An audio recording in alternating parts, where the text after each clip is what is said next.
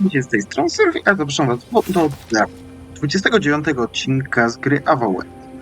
Pierwsza rzecz, jaką zrobimy, jak widzieliście w pierwszym odcinku, to był godzinny, w którym tak naprawdę wam skleciłem wszystkie misje poboczne w jedno, żeby po prostu mieć już całą mapkę w jednym odcinku zrobionym. Bo jakbym chciał to dzielić na odcinki, to by wyszło nam 4-godzinny odcinek albo coś w tym stylu, a live'ów niestety nie jestem w stanie prowadzić ze względu na napięty termin swojego życia, więc najpierw sobie pogadajmy z wszystkimi towarzyszami. You'll have every dream thrall in the scarp after us. I suppose if you're on a wild goose chase, there are worse places to do it. At least I know how to deal with those sorts of things. Rope, lantern, extra water skins. Yatsley's got you going in all sorts of abandoned ruins. Who knows what's down there? More questions, most likely? And spiders? How come the answers are never in a little oasis with shade and drink service? I just want to make sure we've covered all the options before we dive headfirst into another deadly ruin. I'm sure we'll be fine. I just hope this is all worth it. Anyway.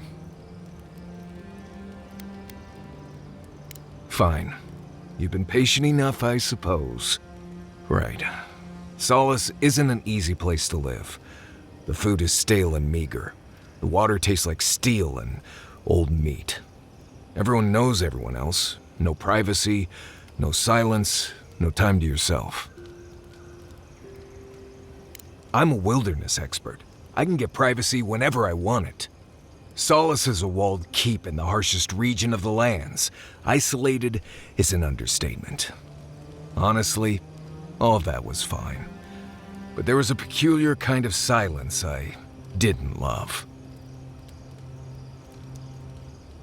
Nimdut, I was being dramatic. I have only the faintest memories of my parents, which was fine. I had friends and mentors and trainers and elders. When I asked about my real parents, though, they just told me I was safe now, and that the wardens were my family. I never knew if my parents were alive or dead. I like to assume that they had died fighting some giant monster in the tusks, but no one would say. When I asked for more, they changed the subject, like I wasn't worthy of a backstory. I mean, I know the important part. I'm from Solace, for whatever that's worth.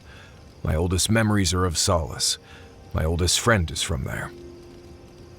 Maybe, maybe not. I've learned to stop worrying about it. Right. What do you need?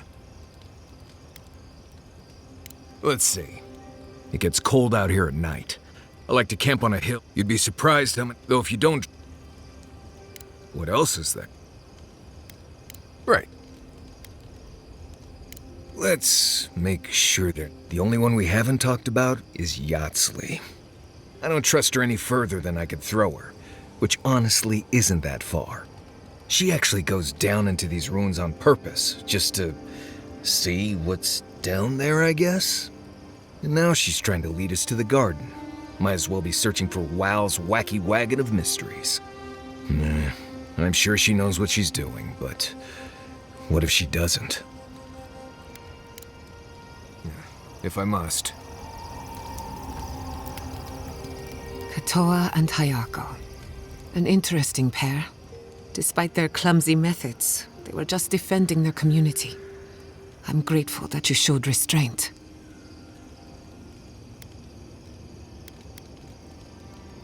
They have a second chance, which is more than most get.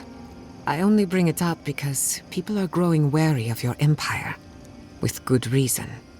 When they take their anger out on you, don't judge them too harshly. We all make mistakes. Anyway, just wanted to get that off my chest. For you, anything. Anyone in particular? I warn you, I'm not the best judge. Of course, she's brilliant, open to anything, and sees the world as she wants it to be. Yatsley gave me my first glass of wine, and the courage to approach a special someone. We have a lot of catching up to do. Indeed, old friends. When they died, Yatsley protected me. Made sure I had one consistent person in my life. I think that's why she gave me that glass of wine. Why she encouraged me to live my life to the fullest. She was making sure I hit all the milestones I could have missed. No one to get jealous over. To call it a relationship would be an insult to the word. But it was fun while it lasted. Animancy is the study of life. Unfortunately, we get so busy that we forget to live. So a little roll in the hay is good for the soul. Yatsley taught me that. Well, not the part about rolling in the hay. That was my idea, and I don't recommend it. Now that she's traveling with us, maybe she can teach you a thing or two. I think that covers everyone. And if my good opinion changes, you'll be the first to hear about it. What's up? What do you want to... Until next time. When I joined you, I thought we'd be exploring the intersection of the physical and the spiritual, not bickering over sulfur. Yet here we are. Thanks to you, Thirdborn will have all the ammunition they need to defend themselves. In theory. At the end of the day, bullets are of limited use against the Dream Scourge. And it'll take more than gunpowder to wrest the living lands out of your Empire's clutches. Still, maybe a little gunpowder is better than none at all. Anyway, what do I know? I'm an animancer, not a strategist. Go on then. Don't be shy. Not before I've done some reading. Listen, thank you for visiting Tama's memorial with me. I didn't think I'd ever trust someone the way I trusted him, but both of you have a clarity of purpose I've never seen in anyone else. I'm happy to be proven wrong.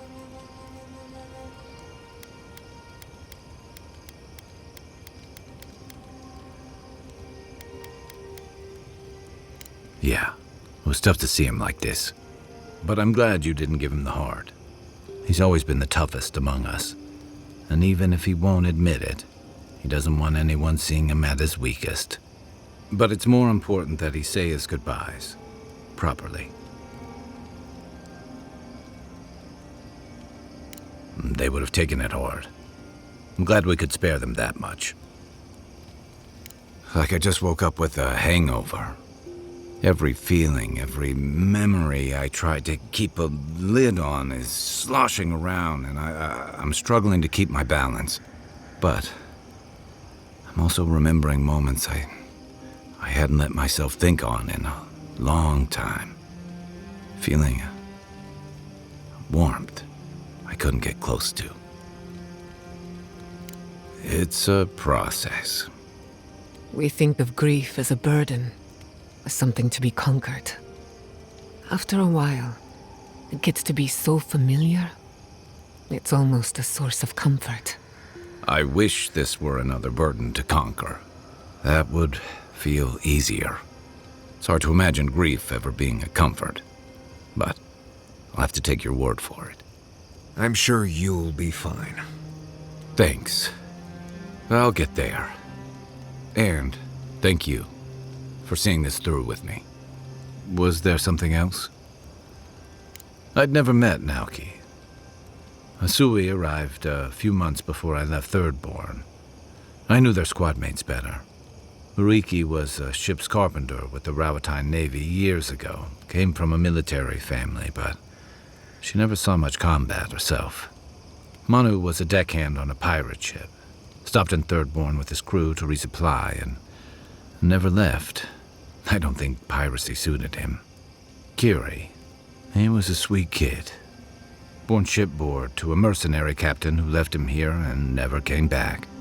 For the longest, I thought that was for the best. Me too. Most of all, I'm sorry I wasn't here to better prepare them. This wasn't your fault. They just weren't ready. Because there weren't enough seasoned soldiers to train them.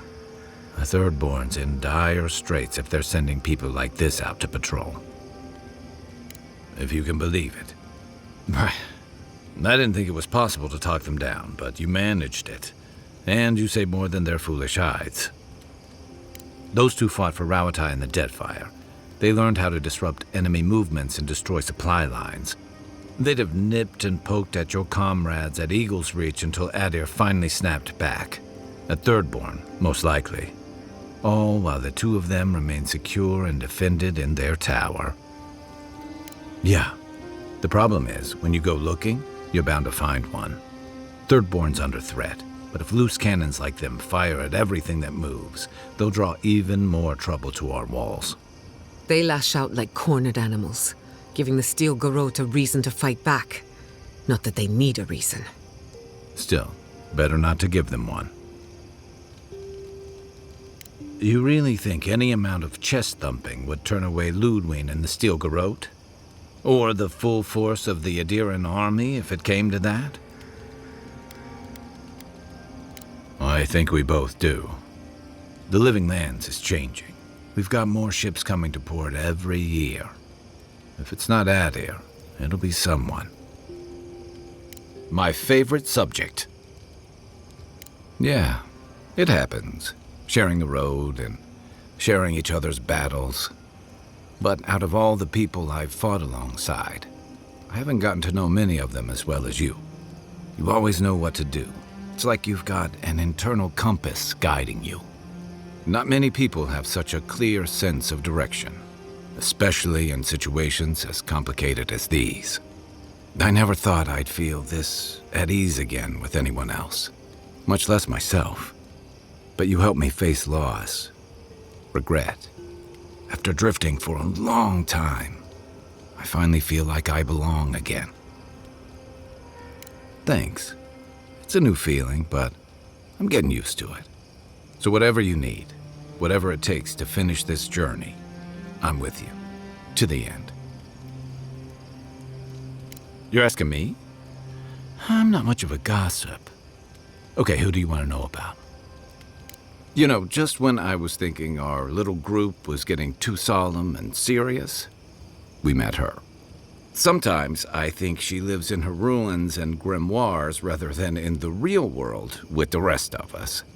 But she keeps things interesting and keeps us on our toes. What's more, she's a good friend to Giada, and Giada's a good influence on her. I'm pretty sure Yatsley flirts with everybody. I don't read anything into it. Don't get me wrong, she's a striking woman, but she and Quilici have a good thing. I'd never get in the middle of something like that. Yeah, and both of those subjects fly way over my head. I prefer dealing with things I can see and make sense of. I just hope she keeps some part of herself grounded with the rest of us. She's brilliant, but I worry that the real-world consequences of the forces she plays with are academic to her. Maybe I shouldn't. Sure.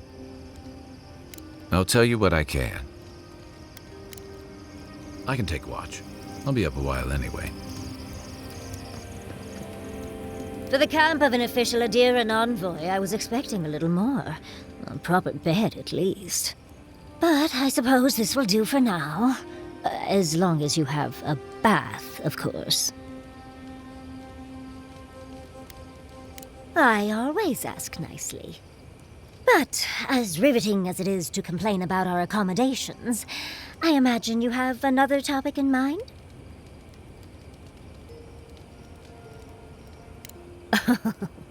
I'm the only buyer you'll find here, and I already have the jar. A lesson for next time, darling.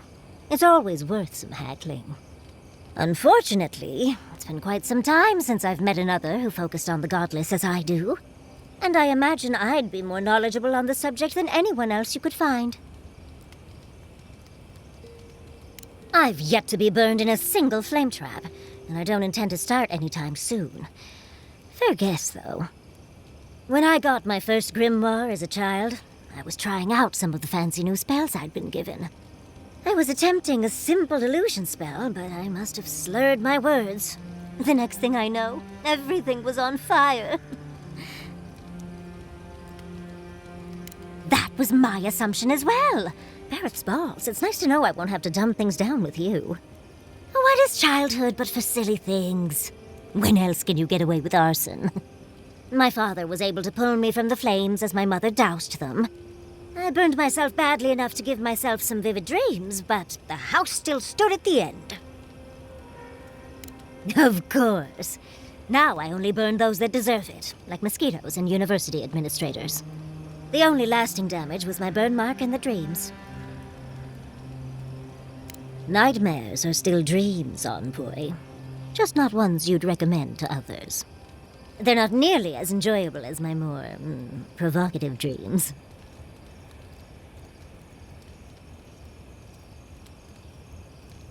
Oh. Well, just be sure to have a quick release knot if you ever make that fantasy reality. Someone should learn from my mistakes. I certainly have no intention to. That's one use for rigging. As delightful as you are, we've much to do and less time to do it in. Shall we go? I once heard rumors about a cataclysm in the Deadfire. Oh, Envoy, might I steal a moment of your time? Well, it's the waiting that makes the payoff so delicious, don't you agree? Look, I lost more research than I'd like to count, but Fiora and its people are safe. That's what matters. Thank you, Envoy. I don't know how you managed it, but whatever you did, you averted disaster. That being said, your ambassador is going to get an earful, and possibly a fistful, next time we're in Paradise.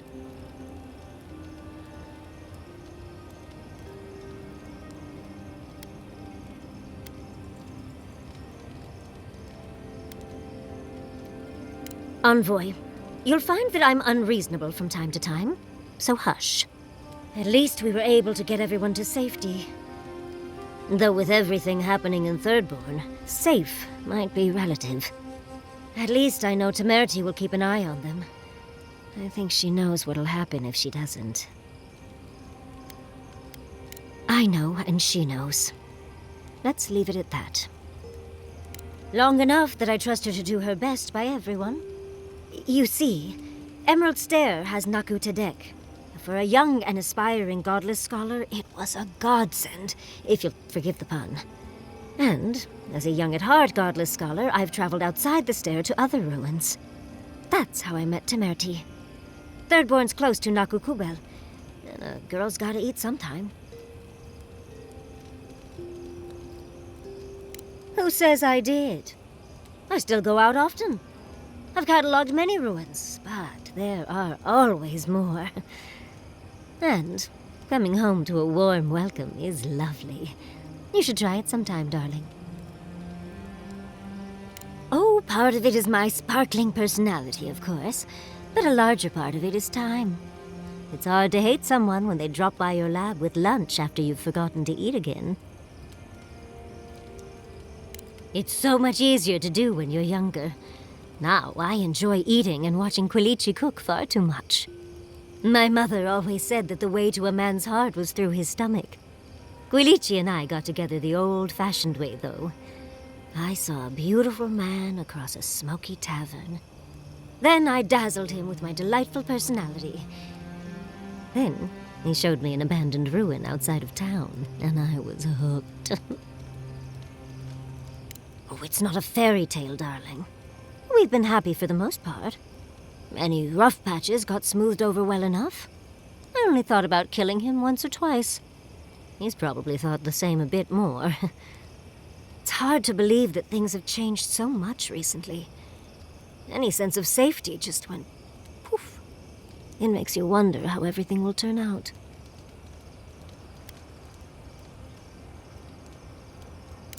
Me?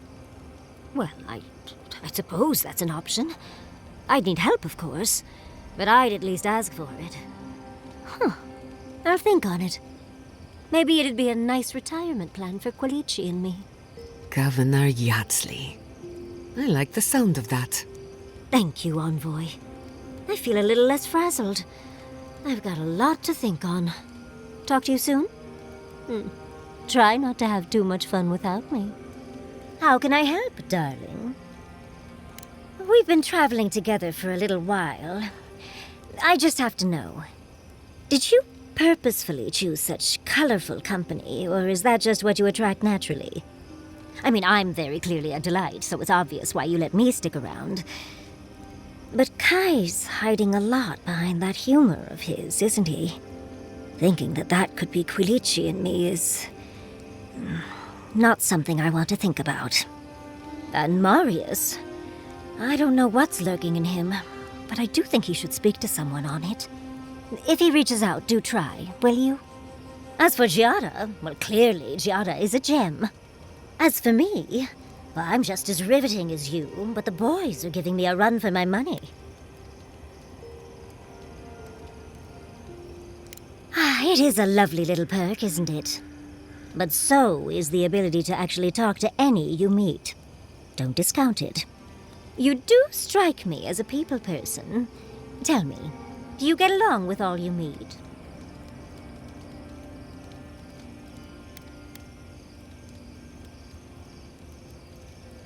So, you'll be swarmed by well-wishers then, upon arriving home? And some very angry spouses, I imagine. And here I thought I had a wild youth exploring ruins. You might be putting me to shame, dearie.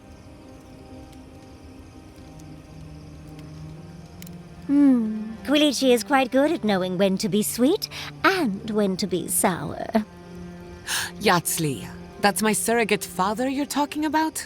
Spare my imagination, if you please. Oh, you knew the risks when you came over uninvited, darling. It's on your head. Well, you've satisfied my curiosity. You know, Envoy, we've traveled enough that I think I've gotten a handle on your style. Style of fighting, I mean. Your fashion sense is more... opaque. But listening to your incantations, they could use some tightening up. I could probably teach you a thing or two, if you're up for it. What do you say?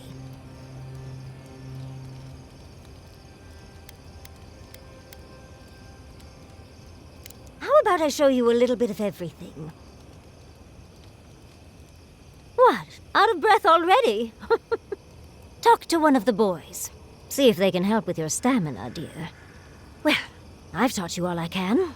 Let's hope you put it to good use.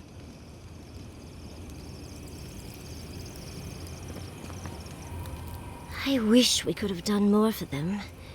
Capo and Chico, I mean. But if I were in his shoes, I hope I'd make the same choice.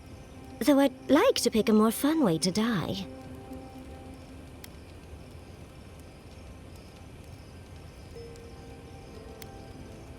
Obviously, you've never heard the phrase drug-fueled sex heart attack. I can only hope that at the end I have some control over things. That I can go out as Yatsli.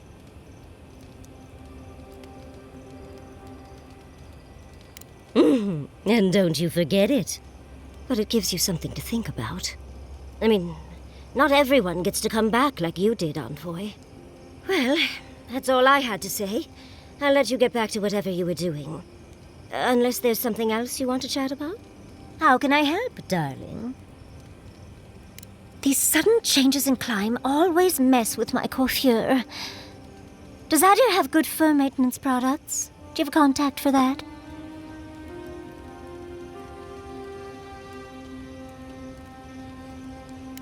Unfortunately, your clumsy countrymen ruined my entire stock of ointments when they were trying to burn my house down.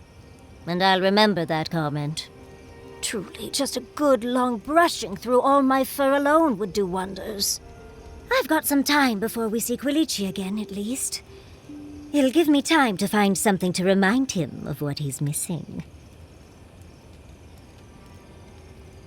In life, you make your own entertainment. I enjoy scandalizing the small-minded when I can. Quilici and I got used to the stairs early on. Thankfully, at least in Fjord, those stopped eventually.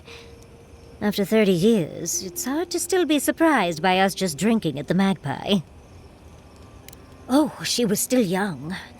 Quilici offered to help her study for and prepare her thesis as a favor to her parents. She was over day and night for months, and, well, now she's family. We adore her. All things considered, it's hard to complain about my life in Fjord. No, of course not. No one is perfect, but I forgive him many vices. Like, he sleeps with his socks on. Right. How do you suggest we keep our feet warm at night? Light little fires between our toes? You're too sweet. As much as I enjoy our little chats, dearie, we should really get going. Oh, but if you do end up finding any liniments, be sure to help a girl out. Well, I suppose you've earned that much. And I do enjoy rewarding tenacity. Though between your dreams and mine, it's a wonder anyone gets any sleep around here. You remember that I nearly burned my family home down when I was young? It was an accident, and I paid for it. My parents refused to buy me more spell books for years. Well, shortly after all that fuss, the dream began. It started at first with a fire, just flames crackling, and a feeling of safety. I thought it was a little weird, but nice. But then the dream kept coming back, night after night. I learned more every time. I saw that it was a fire in a hearth, and that hearth was in an old library. I assumed it was a library, at least, to explain why there were so many tablets lining the walls. A man after my own heart. In the library, there's just one person, but they're wearing a hood, so I never see their face. They do the same thing every night. They curl up in a chair by the fire, hold a tablet to their chest, and then the fear comes. The paralyzing, all-encompassing fear of something.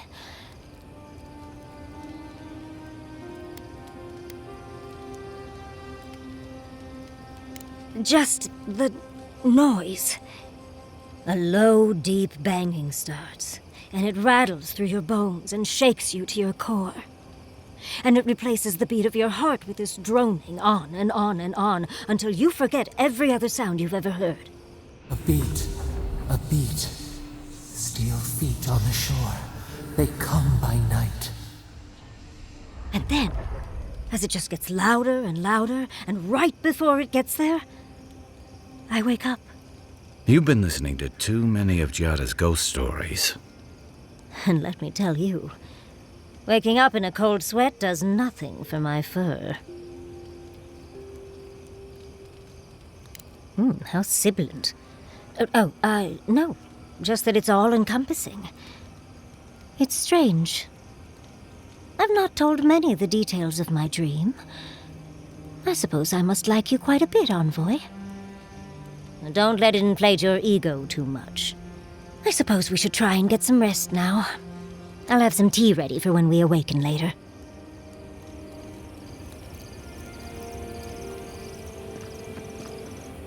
Do you think those Adirans were onto something? Do you think they can really cure the Dream Scourge? You may be right. I just hope we made the right decision. You took the words right out of my mouth, Envoy. Now that the researchers can research, think of what we'll learn. A cure might sound far-fetched, but what if they find treatments for the Dream Scourge? And even other ailments? Oh, I can't wait to see how far they've come when we see them again. Well, that's all I had to say. I'll let you get back to whatever you were doing. Unless there's something else you want to chat about? How can I help, darling? Careful what you wish for, darling. So, the Godless, or the Akida, as they called themselves, they arrived on the shores of a new... But you sound certain. Well, that would align with my own findings, but how... Does that happen a lot? Well, sounds like fun. But dubious metaphysics notwithstanding, you corroborate the Godless are so singular. Their art and art, but in their artwork, they reference escape. My guess, They... Yes, well, a continent, cut off from the rest of the world, hidden by eternal storms. One of the 3 hubs of the Angwithan Empire. 10 years ago, you could say it wasn't real, that it was a dream. But they said that suddenly, the appearance of a mythical land doesn't...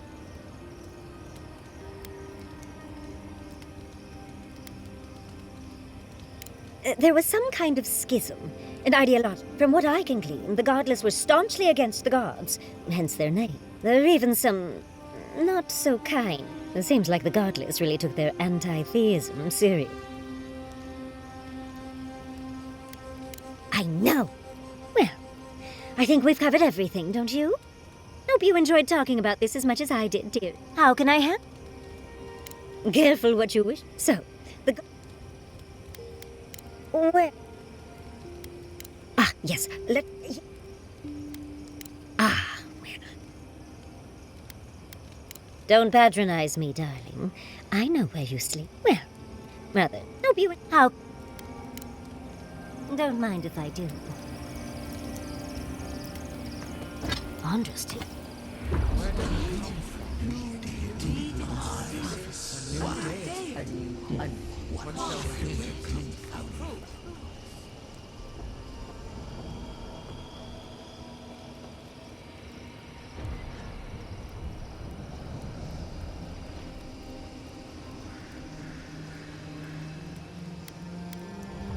It cannot be a god. This is preposterous. Yes, but have you seen what has passed before? The most preposterous things are always true. A god unbound to us. What does it feel? What does it think? It fascinates us. It is not one of us. We must be sure of its intent.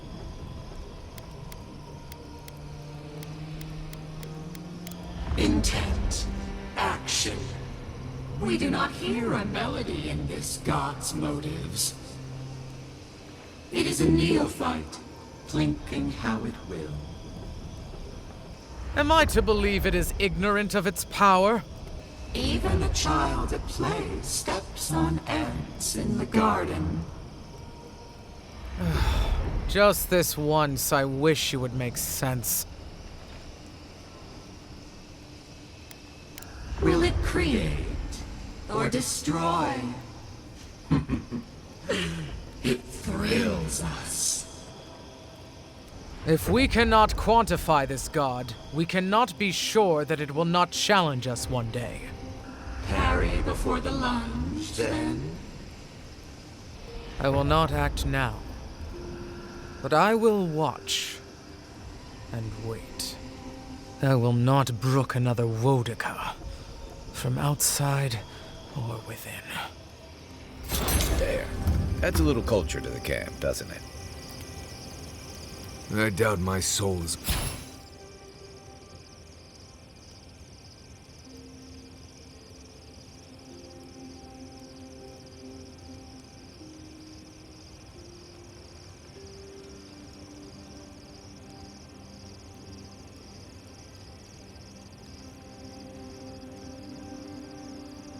worth much to an animancer. Why would you say that about yourself?